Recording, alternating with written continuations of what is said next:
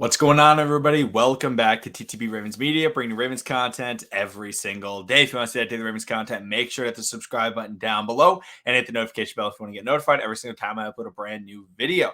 Before I get into this video, I just want to kind of say, if you were unfamiliar with how yesterday's video went, what Joshua and I did, we did a live stream. It was very last minute. Next time we would give much more notification, like, hey, yeah, we'll be doing it at this time on this day. But we live streamed for about 15 minutes because we felt like it would be a lot of fun to kind of talk about our opinions live, but more in a video style format. So we were just kind of getting opinions of the people in the live stream, and they were like adding their thoughts in addition to our contributions. It was less question based and more about, hey, this is what we think. And we talked about, the biggest problems with the Ravens team right now. We talked about tackling. We talked about consistency in the run game. We talked about a lot of things, and it was a lot of fun. So, just a heads up, we may be doing that a little bit more in the future. Let me know in the comment section down below if you think that's a good idea or if you don't really like it. But in today's video, what I wanted to talk about was power rankings and top 10 power rankings, because I haven't paid too much attention to every single person's power rankings out there in the world. I'm sure the Ravens are top 10 in some. But I was watching Colin Cowherd's top 10. He does this herd hierarchy, and I'm not a big fan of Colin Cowherd in general. However, I do think, when it comes to football, he's not as incompetent when it comes to basketball and things like that. So I find him somewhat entertaining. I don't really watch his show very much, but I typically will just watch like his 3-word game, and I'll watch like his top 10s when they come out. And I was like, let's see if the Ravens are on this. And they were not. And so in this video, I want to talk about the Ravens and are they a top 10 team in the NFL? But quickly, I'll go through his list just so that, you kind of have something to base it off of. Number 10 was Cowboys, 9 Raiders, 8 Cardinals, 7 Browns, 6 Chiefs, 5 Packers, 4 Broncos, 3 Buccaneers, 2 Bills, and number 1, the Rams. No mention of the Baltimore Ravens. And while I understand why some people may not have them, I mean, the combined score at the end of regulation for every game has combined for 3 total points in the Ravens because they went into overtime. So 0. They beat the Chiefs by like 1. And then they beat the Detroit Lions by 2.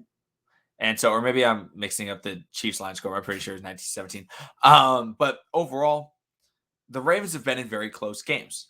And they've come out victorious in 2 of them, but the Ravens haven't looked like the team that they've been in past years, because it used to be the Baltimore Ravens come out, they play a team worse than them, they win by 35 points because nobody can stop this offense. But the offense is not looking as consistent as it has been in years past, because this Ravens team, if you talk about them or you hear any analyst talk about them, you know what they say? If they're ahead, they're fine, because if the Ravens get the lead, they are just going to continue to do what they do. And they haven't been doing that. And so teams have been able to come back. And so they haven't had, we really haven't seen this Ravens offense just dominate yet. We really haven't seen that happen. Now, we've seen stretches where they play really well.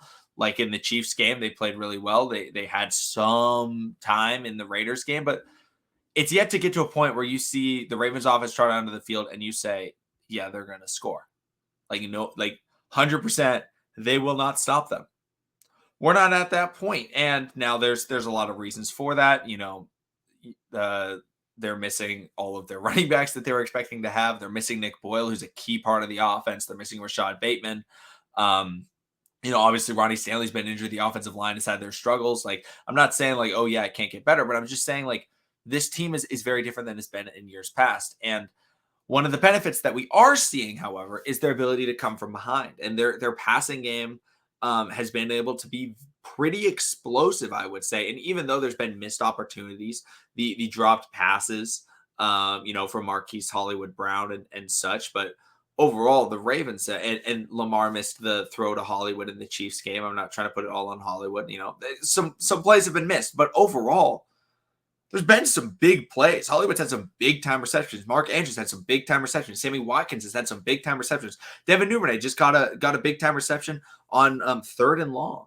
So that's one of the biggest things that we can look at is hey, this Ravens offense, this passing game is explosive.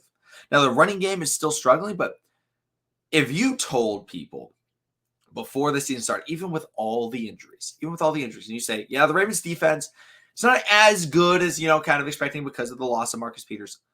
But the passing game is really explosive. They make a lot of big passing plays. People would easily say, oh, so this is a top 5 team in the NFL. That's what they would say.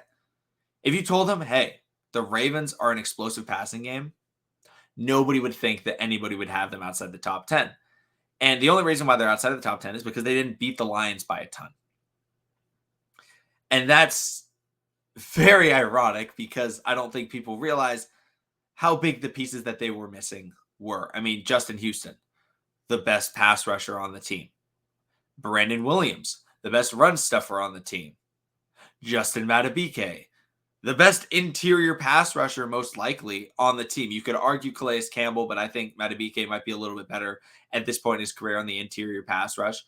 Derek Wolfe, very, very solid defensive lineman, not playing. That right there is like, oh, how are they going to stop the run? And so they go into that game, they can't stop the run, and everybody's like, oh no, this Ravens team, they're really struggling. Well, yeah, look what happened when the Ravens played the Titans in the regular season last year. There was no Calais, there was no Brandon Williams. Derrick Henry ran all over everybody.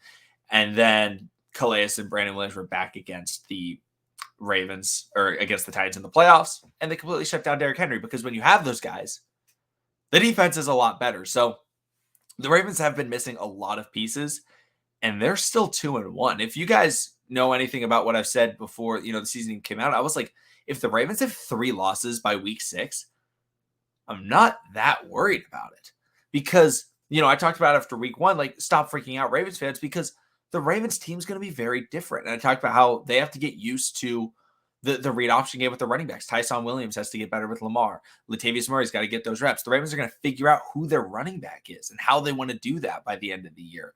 They're going to get Rashad Bateman back. And Rashad Bateman, if you didn't know, is expected to start practicing this week. And I don't expect him for the Denver game, but hopefully he can come back week 5 against the Colts. I believe that's a Monday night game. Hopefully he's able to come back for that. But overall, it's going to be different. We're going to get another great pass catcher who dominated in the training camp and everything like that. I mean, against Pro Bowl corners, all pro corners even, he was dominating. And then Nick Boyle, who is one of the most underrated players in the NFL when it comes to how big his role is on his team and the recognition that he gets for it. I mean, his run blocking, it was missed last year. Nobody talked about it. None of the analysts talked about, oh, well, they didn't have Nick Boyle. It makes it harder to run. No, they didn't talk about it. Why? Because all they want to talk about is Lamar Jackson. Lamar Jackson isn't the only person on this team. I saw an interview with Tom Brady, and they talked about like how Brady looks at himself versus Manning and all those other greats. And he's like, yeah, it's always fun to talk about that type of thing, but it's a team sport. It's not just me. Brady's like, I had my guys. Peyton had his guys. We were in different situations. We were in different spots. And so that's just something that you have to look at. It's like, it's a team sport. And if you're missing key pieces, like the 49ers not having George Kittle in certain games, he's still playing right now. But when he misses games, that run game is a lot worse. Doesn't matter if Raheem Mostert's playing or whoever the running back is now for the Niners. Elijah Mitchell missed the last game. It was Trey Sermon, I believe.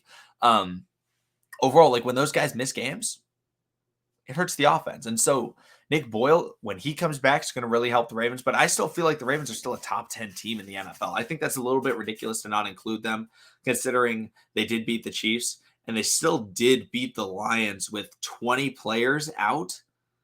I mean, I think that shows, overall, I was watching, I can't remember exactly which channel it was on. Maybe it was before the Sunday night game. Maybe it was before the Monday night game. But the analysts were talking and they were like, yeah, coming back and winning against bad teams is what every good team should do. Like, that's how you prove you're a good team. Is like, even when everything goes wrong, you're still able to pull it out because that happens. That happens all the time. And the Ravens had yet to really been able to prove that they can come back like that, but they just did it against Detroit. And I think that's actually a good sign for the Ravens and like saying like, hey, you played a terrible game, a lot of missed opportunities, but at the end of the year, that doesn't matter. They got that win. If they had lost that game, yeah, that's fine if you don't put them in the top 10. But because they won, they battled adversity. Everybody's celebrating the Packers because Aaron Rodgers goes on this great drive, and they're like, oh, yeah, top 10. Very similar thing with less time on the clock. No praise. Like, yeah, I understand it's against a worse team, but it was still the same situation. Everybody's like, oh, Aaron Rodgers, he's a bad man. You can't leave him time on the clock. Well, What about Lamar? They left Lamar time on the clock, and he did what he needed to do. And I think that's something that you can look at this Ravens team and be like, wow. Because the Ravens' 2-minute drill offense with Lamar Jackson has always been very good. It's been an underrated part of this team. And I think that showed like they should be in contention for not just like a top 10. I think that they should be top 7, top 5. But hopefully they play well against Denver. We'll see what everybody else says. Let me know in the comment section down below where you would rank the Ravens among other teams. Thank you already for watching. Subscribe for daily Ravens content, and I'll see all of you again